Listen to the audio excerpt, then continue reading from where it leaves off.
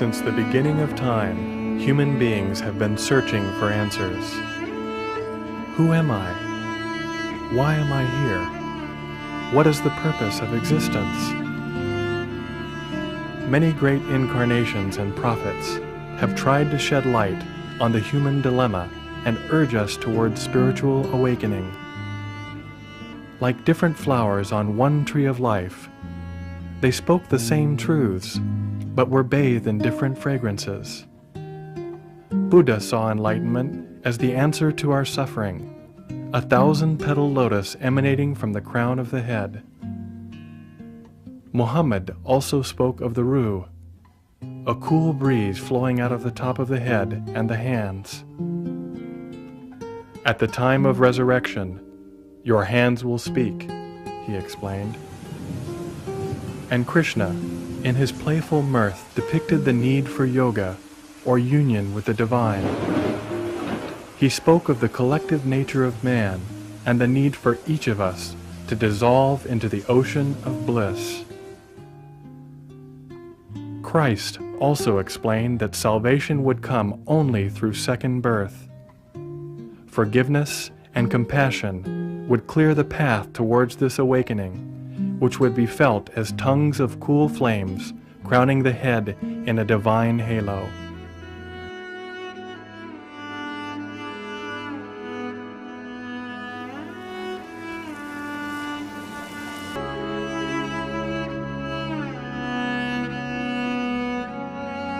Since 1970, Sri Mataji Nirmala Devi began teaching a small group of seekers how to meditate.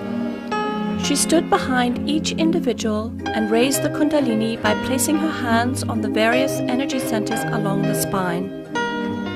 This was a natural process which awakened their residual power of pure desire. She awakened this power called Kundalini, which lay dormant in the sacrum bone at the base of the spine, coiled in 3.5 coils. When awakened, it rose up the spinal cord, connecting and enlightening the energy centers. As it pierced the fontanelle bone area at the top of the head, they were connected with the divine. Although she was working with only a handful of people, she was searching for a universal method which would allow her to give this experience to large groups of people. She soon developed a technique for en masse self-realization. Taking into account all the different combinations and permutations of the human personality, the method was startlingly simple. The seeker would express his or her desire by holding the left hand towards Sri Mataji. Verbal affirmations helped the mothering energy to rise, and the experience could be verified by feeling the Kundalini in the hands and above the head.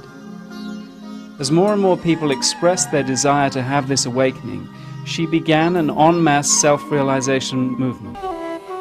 Since 1970, she has given enlightenment en masse in over 65 countries around the world, from Russia to Australia. In 1995, at a program held in Bombay, Sri Mataji raised the Kundalinis of over 100,000 people at the same time. People overflowed from the hall and sat in the streets.